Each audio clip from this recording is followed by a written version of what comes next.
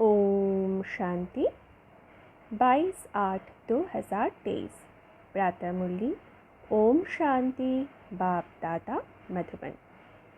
बाबा ने आज कहा है, मीठे बच्चे, बाप आए हैं कलयुग की महफिल में। ये बहुत बड़ी महफिल है। इस महफिल में तुम परवाने क्षमा पर फिदा हो, पावन बनते हो। प्रश्न है, यदि बच्चों का पुरुषार्थ अब तक भी चीटी मार्ग का है तो उसका कारण क्या? उत्तर में बाबा ने कहा, कई बच्चों में रूठने की आदत है। बाप से रूठकर पढ़ाई छोड़ देते हैं तो माया नाक कान से पकड़ लेती है, इसलिए पुरुषार्थ आगे नहीं बढ़ता, चीटी मार्ग का ही रह जाता है। बच्चों को मुरलीधर बनने का शौक चाहिए, सुनकर औरों को सुनाना है, रिजल्ट देनी है। जो बच्चे मुरली मिस करते हैं, जिन्हें पढ़ाई का कदर नहीं, वो कभी वक्तावर नहीं बन सकते। आज का गीत है, महफिल में जल उठी क्षमा। धारणा के लिए मुख्य सार पहला है, शरीर में होते सबसे तल्लुक अर्थात नाता तोड़ अशरीरी बनने का पुरुषार्थ करना है। बुद्धि से सब कुछ भूल जाना है। तो बाबा ने कहा, बाबा है निराकार। तो बाबा को याद करने के लिए हमें सबसे नाता तोड़ अशरीरी बनने का पुरुषार्थ करना है। निराकार से कैसे हमारा नाता जुड़ेगा? जब हम खुद को अशरीरी आत्मा समझेंगे। बाबा के बने और हमारे लिए पुरानी दुनिया, पुरानी संस्कार, पुरानी देह सब खत्म हो गया। बुद्धि से हमें सब कुछ भूल जाना है। आप मुए मर गई दुनिया।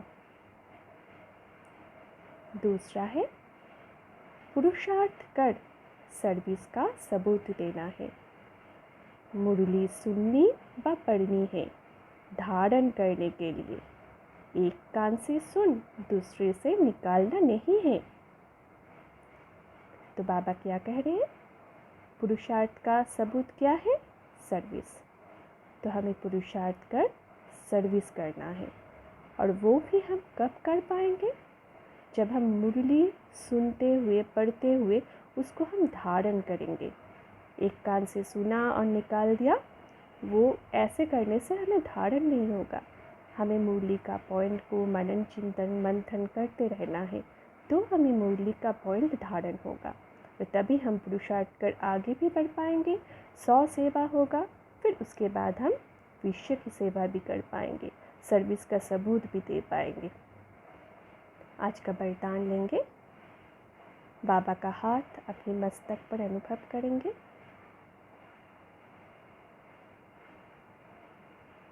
नेचुरल अटेंशन व अभ्यास द्वारा नेचर को परिवर्तन करने वाले सिद्धि स्वरूप भव। नेचर को परिवर्तन करने वाले सिद्धि स्वरूप भव। बाबा ने कहा, आप सबके निजी संस्कार अटेंशन है। अब टेंशन रखना आता है तो अटेंशन रखना क्या बड़ी बात है? तो अब अटेंशन का भी टेंशन ना हो, लेकिन नेचुरल अटेंशन हो।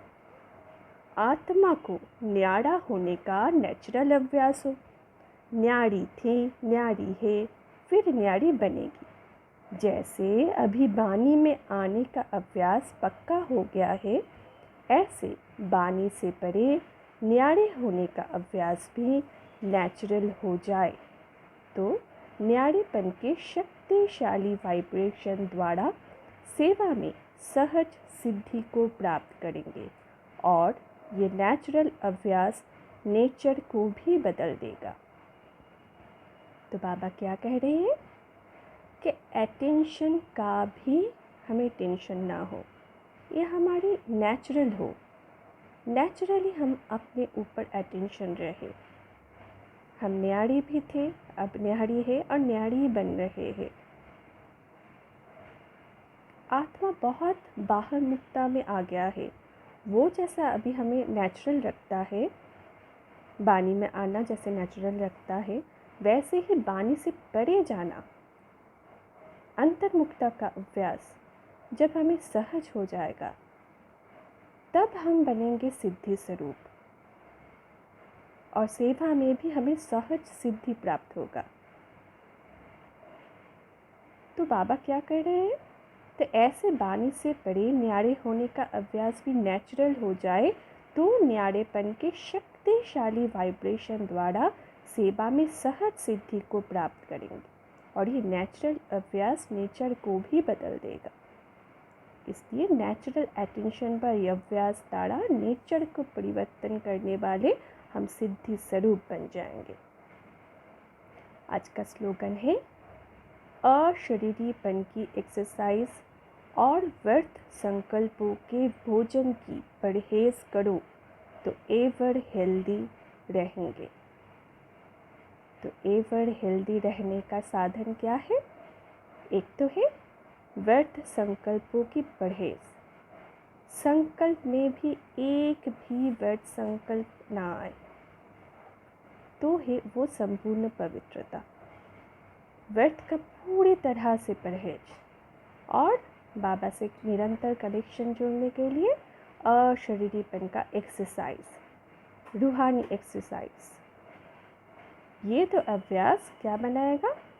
एवर हेल्दी, आत्मा एवर हेल्दी, वेल्दी और हैप्पी हो जाएगा। अच्छा, ओम शांति। शुक्रिया बाबा।